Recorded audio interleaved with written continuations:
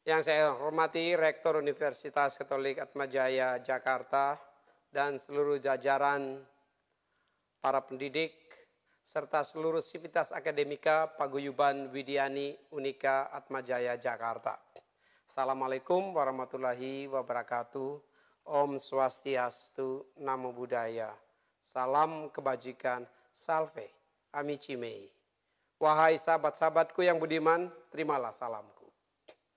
Saya tentunya pertama-tama mengucapkan selamat datang kepada para mahasiswa dan mahasiswi baru Unika Atmajaya Jakarta.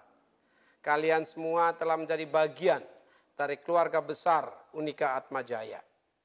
Ini sebuah momentum yang sangat penting ketika kita sedang berada di sebuah era transformasi digital dengan kemajuan teknologi informasi dan komunikasi yang sangat cepat. Hal ini tentu membawa perubahan hidup sosial masyarakat dengan terbukanya ruang digital yang semakin lebar dan membentuk tatanan kehidupan baru secara virtual. Sebagaimana kita hadapi di tengah pandemi COVID-19 pada saat ini. Situasi pandemi coronavirus disease 2019 atau COVID-19 ini telah mendorong akselerasi transformasi digital Indonesia untuk memasuki era baru, yaitu era digital society.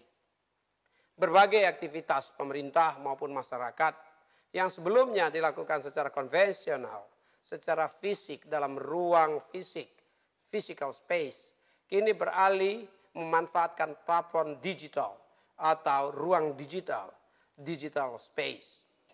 Presiden Bapak Joko Widodo juga telah menyatakan bahwa situasi pandemi COVID-19 ini harus bisa kita jadikan momentum untuk melakukan loncatan yang jauh, yaitu percepatan atau akselerasi transformasi digital.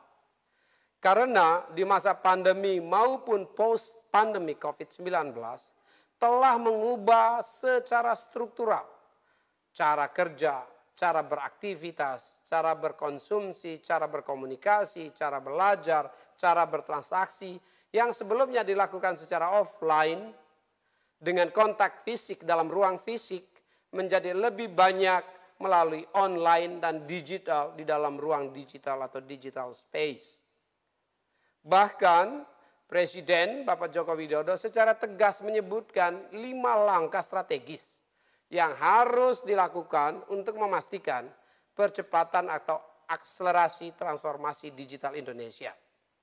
Di antaranya pertama, mempercepat perluasan akses, peningkatan infrastruktur digital, dan penyediaan layanan internet, termasuk di dalamnya adalah 12.518 desa dan kelurahan di seluruh wilayah Indonesia yang hingga saat ini belum tersedia sinyal atau fasilitas sinyal 4G dari 83.218 desa dan kelurahan yang tersebar di seluruh pelosok tanah air.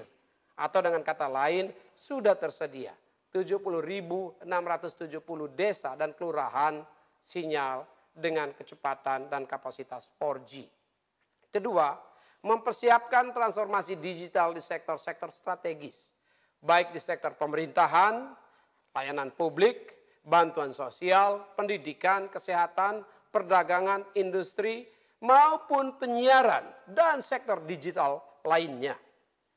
Ketiga, mempercepat integrasi pusat data nasional untuk memungkinkan tersedianya satu data nasional dalam rangka penyelenggaraan pemerintahan dan menjamin pelindungan dan keamanan data, baik data pemerintah maupun data publik termasuk data-data dalam penyelenggaraan sistem elektronik atau PSE.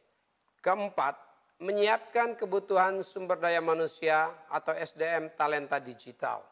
Dalam 15 tahun ke depan diproyeksikan Indonesia membutuhkan kurang lebih 9 juta talenta digital atau sekitar 600.000 orang setiap tahunnya.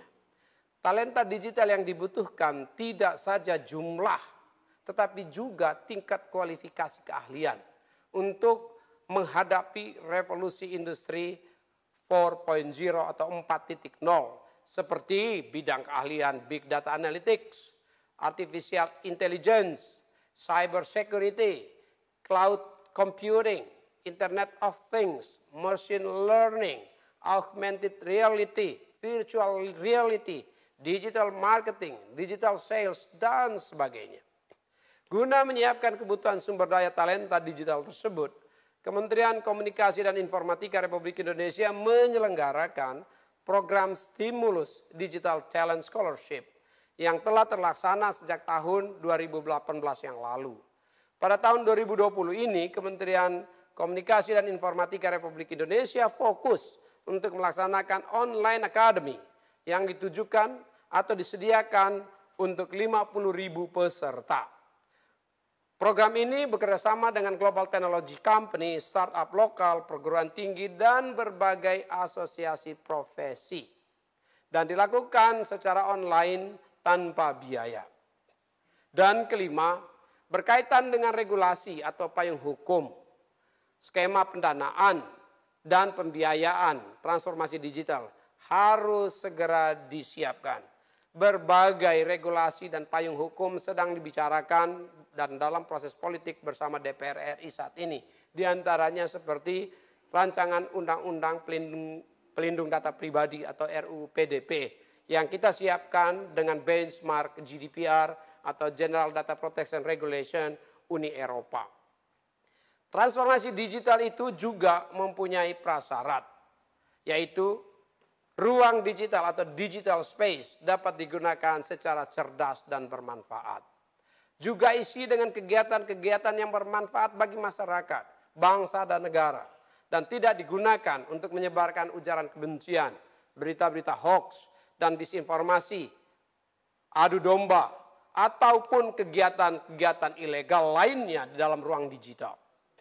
Sebagai lembaga pendidikan tinggi, Unika Atmajaya perlu mengambil bagian dalam jejaring kolaborasi pentahelix atau 5 pilar, 5 spiral bangsa yang diantaranya meliputi unsur pemerintahan dan lembaga negara, unsur masyarakat atau komunitas, akademisi dan perguruan tinggi serta research center, para pengusaha dan ekosistem media baik cetak, elektronik, sosial maupun media penyiaran dalam menggerakkan pembangunan bangsa, negara, dan masyarakat melalui pengelolaan sumber daya dan potensi-potensi bangsa, termasuk tentunya potensi digital yang dimiliki oleh bangsa dan masyarakat kita.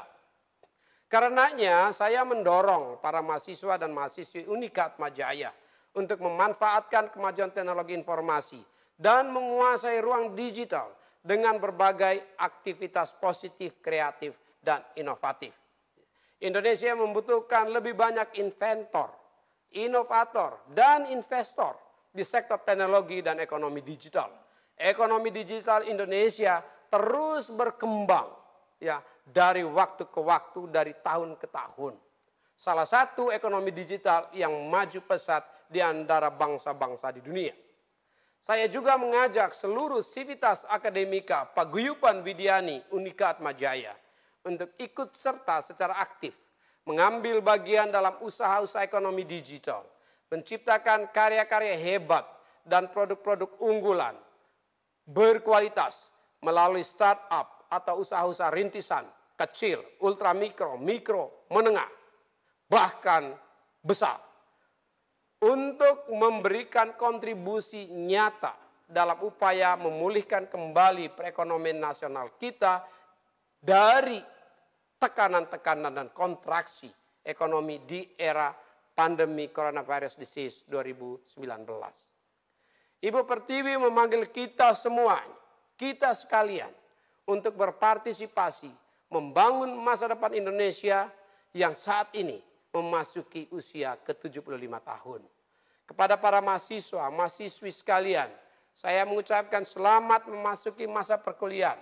Suatu masa yang penuh tantangan, peluang, canda dan tawa, dan harapan menjangkau ilmu setinggi-tingginya dan dapat menyelesaikannya dengan baik dan tepat waktu.